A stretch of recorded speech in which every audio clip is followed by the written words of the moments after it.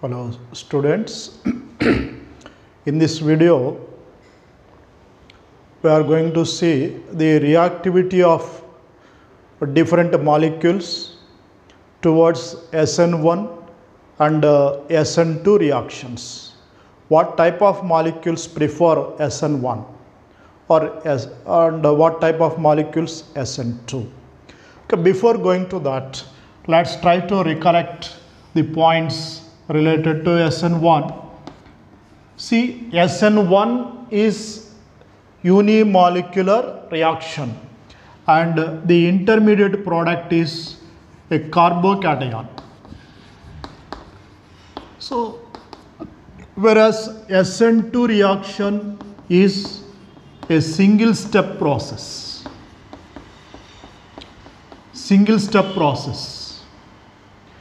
and involves a transition state. So, these are the clues to decide the rate of molecules, rate of reactions. See, and also here nucleophile, one more point to remember in case of SN2 is nucleophile attacks from the backside to the leaving group. Means for this attack, steric hindrance should be less.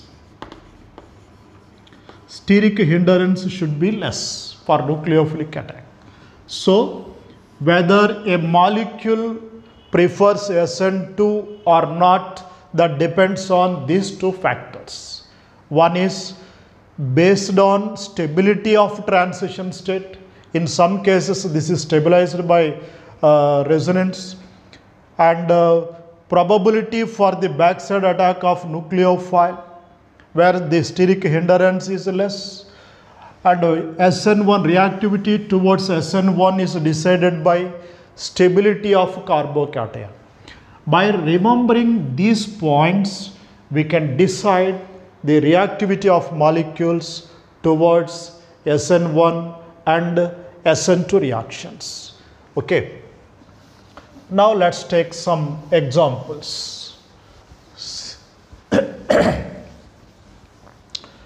this.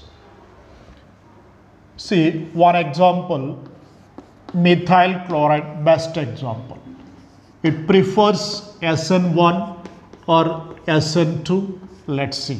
What I told you, to participate in SN1, it has to form stable carbocation. But formation of stable carbocation is not possible. This is 1 degree and there is no stabilizing factor for CH3 plus. So, it won't prefer SN1. But for SN2, here these are all hydrogens. No problem for backside attack of nucleophile. So, SN2 is possible in this molecule. Next, one more. Tertiary halide. Let's take tertiary halide this time. Tertiary halide. See, clearly from this, it can form stable carbocation or not. Stable carbocation. Therefore, SN1 is possible, but not SN2 because of steric hindrance for backside attack. Here it is with methyl bulky groups, methyl groups. So there is a problem for nucleophilic attack from backside. So that's why SN2 is not possible for this. Okay, this is 1 degree, this is 3 degree. But don't decide based on the degrees of carbons. For example, let's take benzyl chloride, PH CH2 Cl. Okay, let's write again for the sake of convenience. See this. Third example, PHCH2Cl. benzyl chloride. See, this is primary halide. Even though it is primary halide, it can participate in SN1 because it can form stable carbocation. So that's why I told you the basic thing. To decide the reactivity towards SN1 reaction, look at the stability of carbocation, not at the degree of carbon. Okay, sometimes 3-degree carbon, even though 3-degree halide, it is 3-degree halide, it may not participate in SN1. I will show you those examples. Okay, whatever it may be, it is 1-degree halide, but it can participate in SN1 because of stability of carbocation. Now come to SN2. Here SN2 is also possible because this is 1 degree, there is no steric hindrance. In addition to that, once again, no steric hindrance for the backside attack of nucleophile because it is 1 degree. In addition to that, there is another factor. See this? Here, look at this. CH2Cl, for the sake of convenience. So let's see this is the arrangement of hydrogen atoms. So this is projected above the board and this is behind the board, this one. And chlorine. So let me draw the transition state directly. Here base is forming bond with this. Here Cl, delta minus, this is delta minus. In transition state, try to recollect SN2 reaction. Check the video of SN2 reaction. In that I have written the transition state like this. See this one, see this orbital participates in overlap with this. See this, look at this pi bond. This can overlap with this, or similarly this one. See, in that way, continuous overlapping is possible. In that way, it is resonance stabilized. Resonance stabilized. So, here transition state is stabilized by resonance, and also there is no problem for backside attack of nucleophile since it is 1 degree halide. So, here both SN1 and SN2 are possible. Between these two, which is preferable? Clearly SN1, it is proceeding through the more stable intermediate. That's why if you compare SN1 and SN2 reactivities of this molecule, this is preferable. Okay, in the similar way, you can take allyl chloride,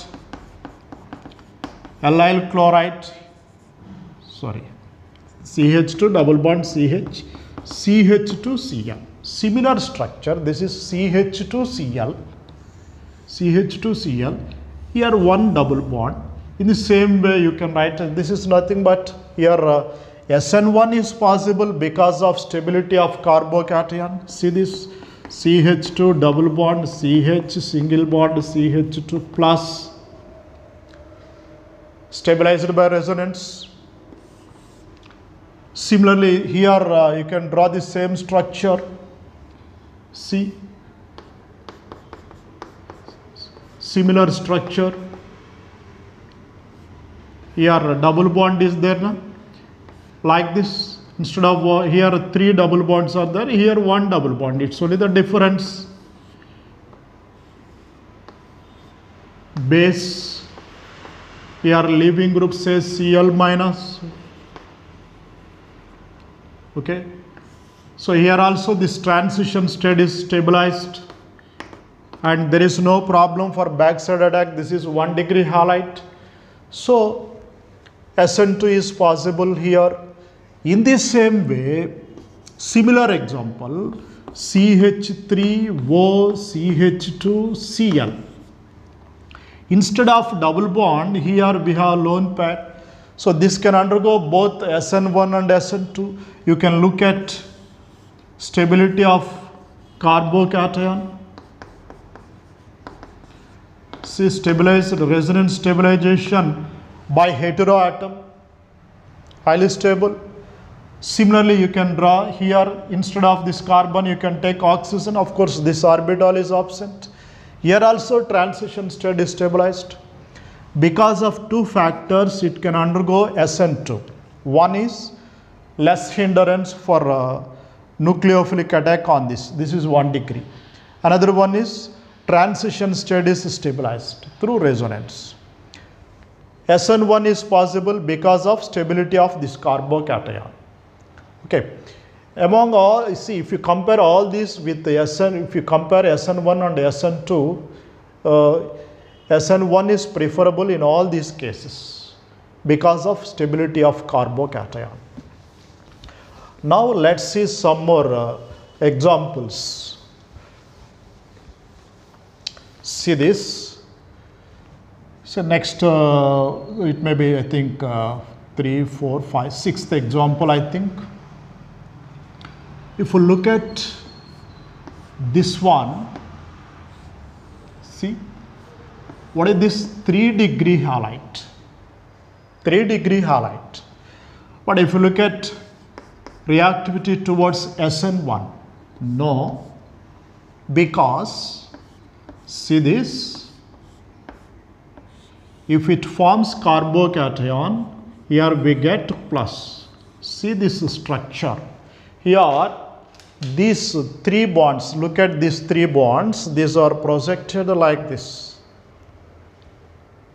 just like a triangle. If you get, if it is plus, it is sp2 hybridized. sp2 means it should be planar. It has to attain planarity. But in this ring, attainment of planarity is difficult according to Brett's rule. According to Brett's rule, attainment of planarity at this point is difficult. That's why formation of carbocation is difficult. What is Brett's rule? Okay, let me complete first. This cannot form stable carbocation. This cannot form carbocation. Cannot form means SN1 is not possible according to Brett's rule. What is Brett's rule? See, according to this, in a bicyclic compound,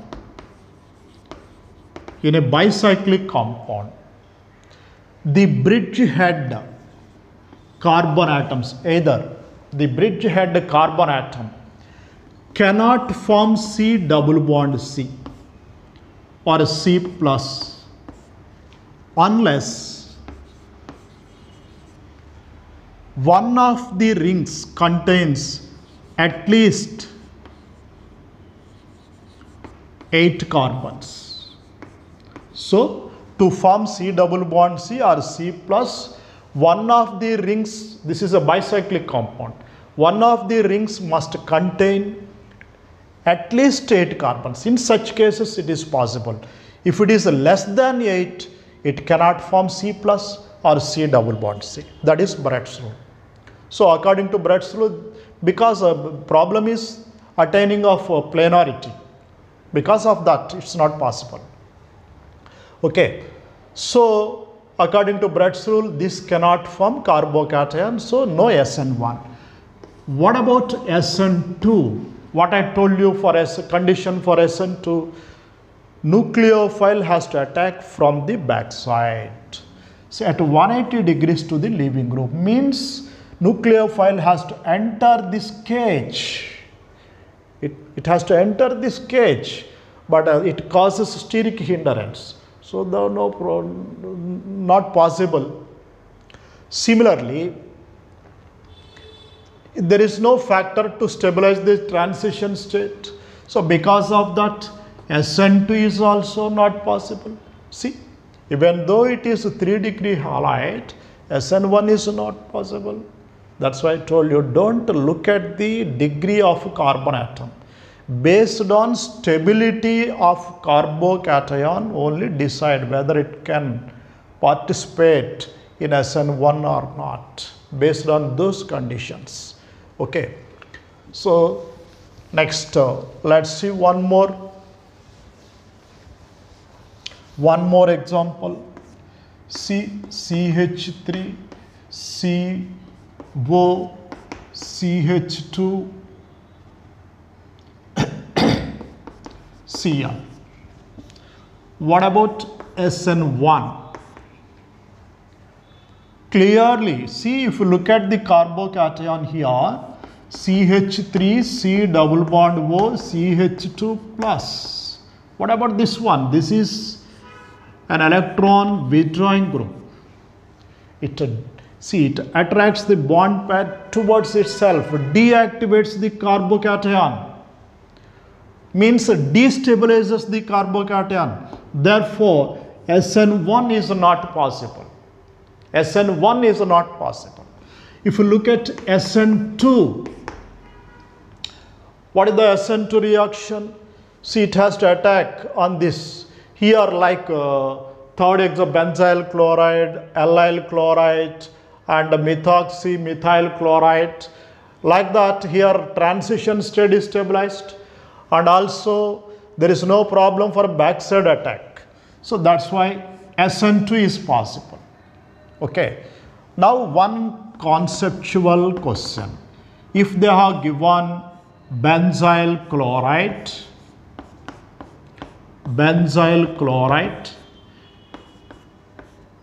allyl chloride,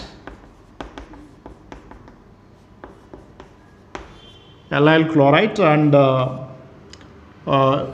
say ethyl chloride, and this example CH3, CO, CH2, Cl.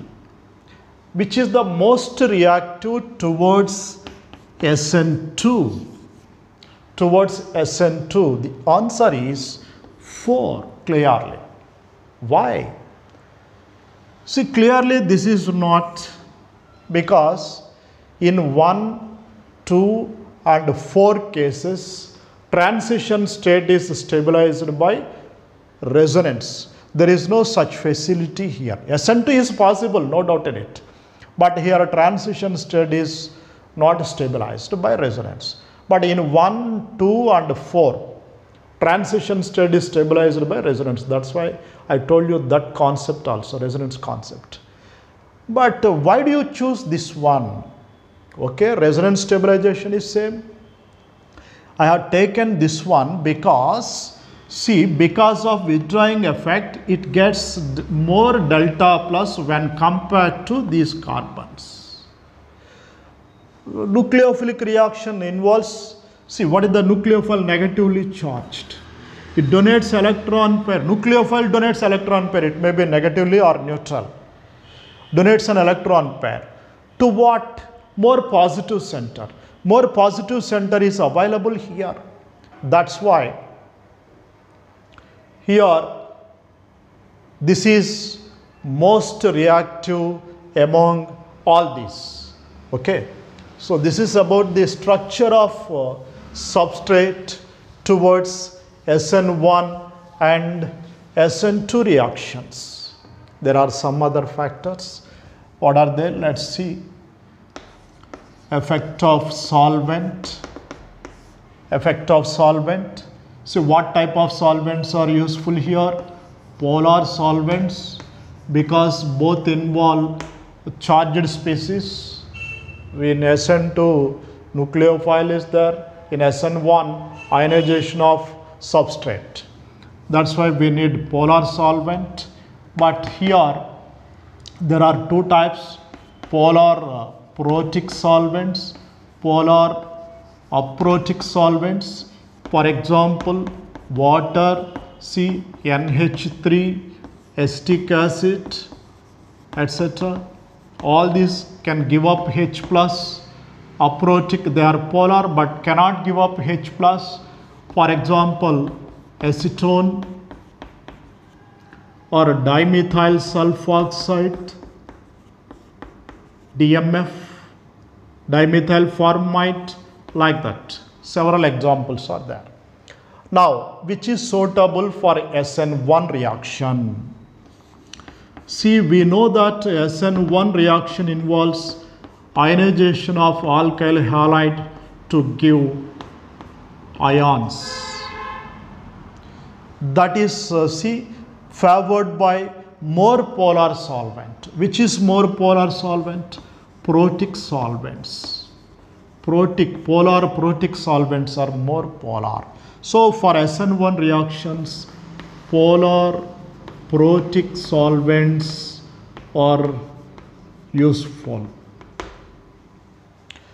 But if you look at SN2, polarity should be less, because in SN2 rate is equal to K into alkyl halide into concentration of nucleophile.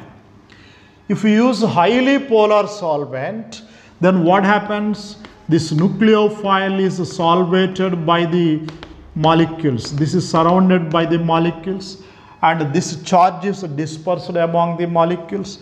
Magnitude of charge decreases, nucleophilicity decreases, rate decreases. Okay, that's why less polar solvents are useful. So we use polar aprotic solvents. Okay, right. Because of this problem, we have to use less polar solvents. Here also, but we are using polar protic solvents. Here also solvent affects the nucleophilicity or not. Even though here we are using polar protic solvent, because try to recollect its rate equation for SN1 reaction, R is equal to K into Rx. Is there any nucleophilic term? Means rate is independent of concentration or strength of nucleophile. That's why here no problem. It has no effect on the even on the rate of this, I mean nucleophilicity. No problem whether nucleophile is strong or weak, no problem. Okay, so this is the effect of solvent, and a few more simple points are there. If the leaving ability of group increases, rate of both SN1 and SN2 increases, because see SN1 involves breaking off in the first step, in the rate determining step. This is the rate determining step, involves breaking off this bond.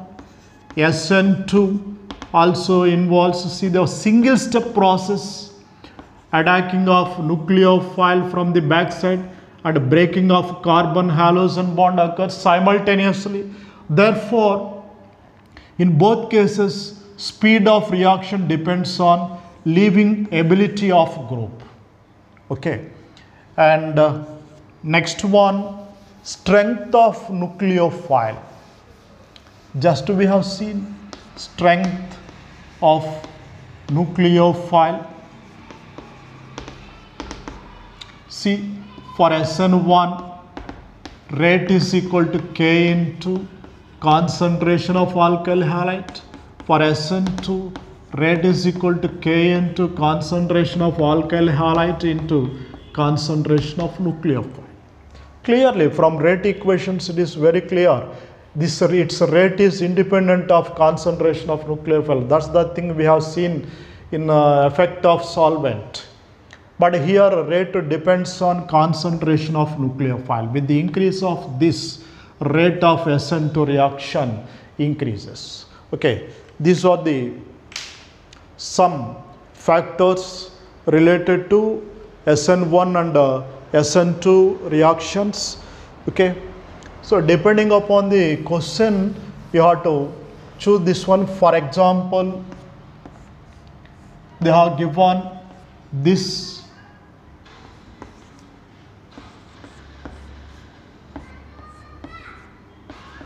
See, look at this example. Which is, say, let's see one question. Most reactive towards, okay, let's write here. SN1 is, see, clearly SN1 means based on stability of intermediate carbocation, you have to decide. Clearly answer 4. If question is towards SN2, in case of SN2, what are the points to be checked? There should not be any steric hindrance for the backside attack. Steric hindrance should be less, or transition state should be stabilized. We have seen several examples. See, among all these, see here for the nucleophilic attack, steric hindrance is least. So here answer is 1.